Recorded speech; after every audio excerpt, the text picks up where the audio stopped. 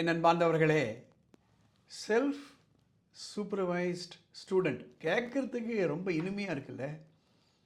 ஆனால் இது இயற்கையாகவே வரக்கூடிய சில ஹேபிட்ஸு, அந்த பர்சனாலிட்டி ட்ரெயிட்டுக்கு அகெயின்ஸ்டாக போகக்கூடிய ஒரு கருத்து. சூப்பர்விஷனே வேணாம் அப்படின்னா டிசிப்ளின்டாக இருப்போமா?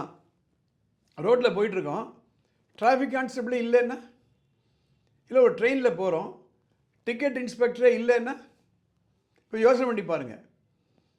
So self supervised student is an evolution.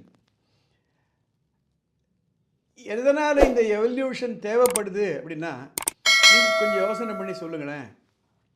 எத்தனை பேர் இருந்தால் ஒரு 1000 பசங்க படிக்கக்கூடிய பள்ளிக்கூடத்தில் அவங்கள படிக்க வைக்க முடியும்? கொஞ்சம் யோசனை பண்ணி பாருங்கள். ஒவ்வொரு செக்ஷன்லேயும் ஒரு 40 குழந்தைகள் இருப்பாங்க. ஒரு பள்ளிக்கூடத்தில் சராசரியாக 1000 பசங்க இருப்பாங்க.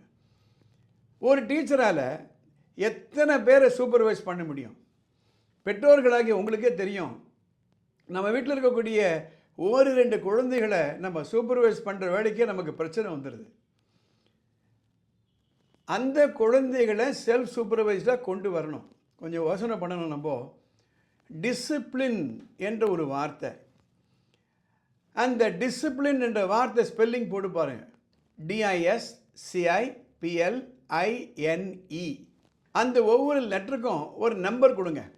டின்றது ABCD 4 போடுங்க. ABCDE, க்கு 5 மார்க்கு போடுங்க. ABCDEFGHI 9ன்னு போடுங்க. அதேமாரி அந்த ஒவ்வொரு லெட்டருக்கும் நம்பரை போட்டு கூட்டினீங்களான்னா 100 வரும். டிசிப்ளின் என்ற ஒரு வார்த்தைக்கு இருக்கக்கூடிய ஒவ்வொரு லெட்டருக்கும் நம்பரை கொடுத்தீங்களான்னா ஆல்ஃபபெட் பிரகாரம் 100 வரும். இன்னொரு வார்த்தை எழுதிக்கோங்க, ஆட்டிடியூட். ATTITITUDE, attitude. அந்த ஆட்டிடியூட் என்ற வார்த்தையில் இருக்கக்கூடிய ஒவ்வொரு லெட்டருக்கும் ஒரு நம்பர் கொடுங்க. A என்பது 1. அதே மாதிரி முன்ன சொன்ன மாதிரி அதுவும் 100 வரும். வேறு எந்த ஒரு வார்த்தைக்கும் இந்த 100 நம்பர் வராது. அதாவது வாழ்க்கையில் வெற்றி பெறணும்னா 2 வேணும். ஒன்று ஆட்டிடியூட், ஒன்று டிசிப்ளின். எதுக்காக இந்த பதிவு நான் போடுறேன் அப்படின்னா, செல்ஃப் சூப்பர்வைஸ்டுனா செல்ஃப் டிசிப்ளின்டு.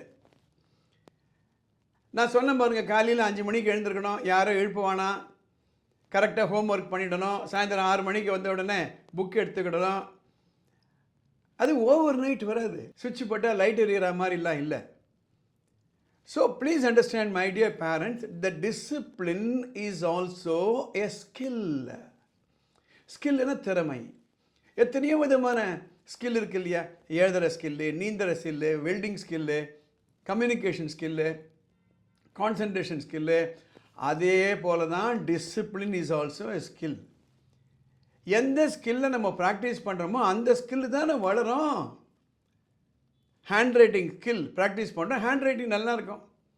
ஒருத்தர் கிரிக்கெட் பவுல் பண்ணுறாரு, அந்த பவுலிங் அவர் ப்ராக்டிஸ் பண்ணுறாரு, ஸ்கில்லை கொண்டு வராரு, டக்கு டக்குன்னு விக்கெட் இழுத்துறாரு.